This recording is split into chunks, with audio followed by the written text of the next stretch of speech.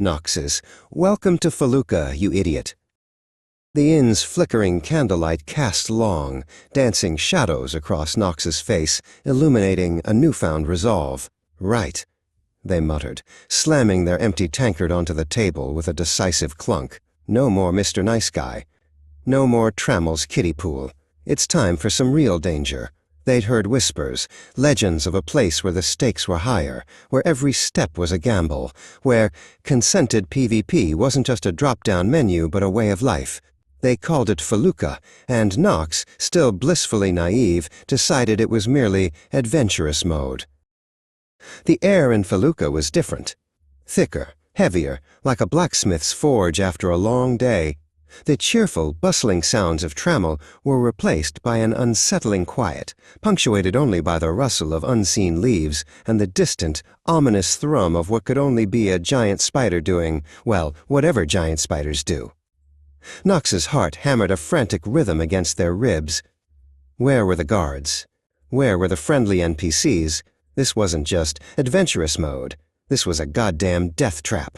I swear Britannia is the only place where keeping your head down means make a bucket for your skull. Nox grumbled, their voice barely a whisper in the vast, empty expanse. Nox spotted them first. 3 cloaked figures, barely visible against the twilight gloom, moving with an eerie, silent grace. PKs, player killers. The bane of every new player's existence. "Okay, Nox, deep breaths," they whispered to themselves, crouching low behind a crumbling stone wall. "Just practicing roleplay. Invisibility potion, but make it fashion." They attempted to mimic the stealthy movements they'd seen, creeping along the wall. Then, disaster struck. In their attempt to be extra stealthy, Nox accidentally typed /bow instead of /hide. A polite, digital bow erupted from their character, followed by a bright, shimmering particle effect. The cloaked figures froze, then slowly turned. The world exploded into a chaotic blur.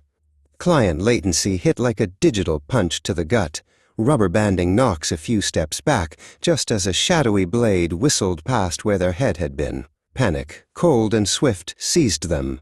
They fumbled for their healing potion, their fingers slipping on the mouse, right-clicking too fast. The potion clattered uselessly to the ground, a tiny, heartbreaking sound in the midst of the digital cacophony. Nox scrambled, a desperate, undignified retreat, narrowly dodging a flurry of attacks. How they survived, they didn't know. Perhaps the PKs were just toying with them, or perhaps pure, unadulterated terror gave them wings. Nox lay sprawled behind a fallen log, panting, their digital lungs burning. They were alive, scratched, bruised, but alive. Slowly, cautiously, they peered back towards the ambush site. The cloaked figures were gone, vanished as quickly as they'd appeared, but something glinted on the ground. A sword. A really, really nice sword, far too good for a noob like Nox. It must have belonged to one of the PKs, dropped in the chaos. A moment of pure, unadulterated greed, mixed with a healthy dose of fear, washed over them. Before they could think, their hand reached out, and with a soft thunk, the sword was in their inventory. "Shit," Nox whispered, staring at the sword in their inventory grid. It was massive, taking up far too many precious squares. This wasn't just a sword, this was evidence. What if the PKs came back for it? What if someone saw them with it? They had to hide it, fast. They spotted a dusty old wooden crate near a crumbling ruin.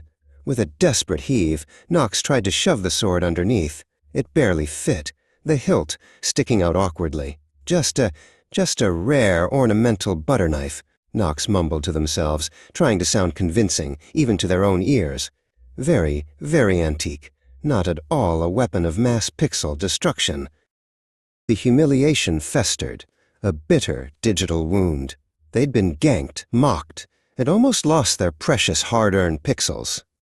But then, a spark, a mischievous, slightly unhinged spark. Payback, not with steel, not with spells, but with ingenuity. And garbage. Knox spent the next hour meticulously gathering every piece of gutter trash they could find: broken bottles, tattered rags, suspicious-looking bones. Then, the piece de resistance, a half-empty can of lard salvaged from a forgotten campsite. A plan, as ludicrous as it was brilliant, began to form. Under the cloak of a moonless night, Knox enacted their dumpster revenge strategy. They carefully arranged the trash, the lard, and a few cleverly placed firecrackers, acquired from a surprisingly well-stocked junk dealer, by a narrow bridge, setting a tempting loot bag right in the middle. They hid behind a thick bush, heart-pounding with anticipation. A few minutes later, 3 cloaked figures appeared. They spotted the bag, hesitated, then moved in. Boom! A mushroom cloud of fake fireworks erupted, followed by a plume of acrid, lard-scented smoke. The PKs scattered, coughing and cursing. A lone city guard, patrolling nearby, simply sighed, rubbing their temples as the smoke drifted towards them. Back at the familiar inn, the cheap ale tasted a little less bitter tonight. Knox nursed their drink, a faint, lingering scent of burnt lard clinging to their imaginary clothes. "Just another gravestone on the map, huh?" they muttered, a cynical chuckle escaping their lips. "Not for long, you pixelated bastards. I'll learn. I'll gear up. I'll be more than just a corpse for some cloaked asshole to loot." The thought of the massive, unforgiving learning curve still made them sigh, a long, weary exhalation. But this time it was a sigh tinged with a flicker of hope, a nascent understanding that maybe, just maybe, they were starting to get it. Knox's gaze drifted across the common room, past the drunken bards and the earnest skill trainers. Their eyes landed on a figure by the roaring fireplace. He was older, his armor worn but meticulously maintained, and around his broad shoulders was a sash, faded but unmistakable. Felucca veteran. Vesper, the whispers said, had seen it all. A flicker of aspiration, followed by a more pragmatic and perhaps more honest, thought, "Hey, maybe I could learn from him, or maybe I'll just follow them and hide behind their big sword."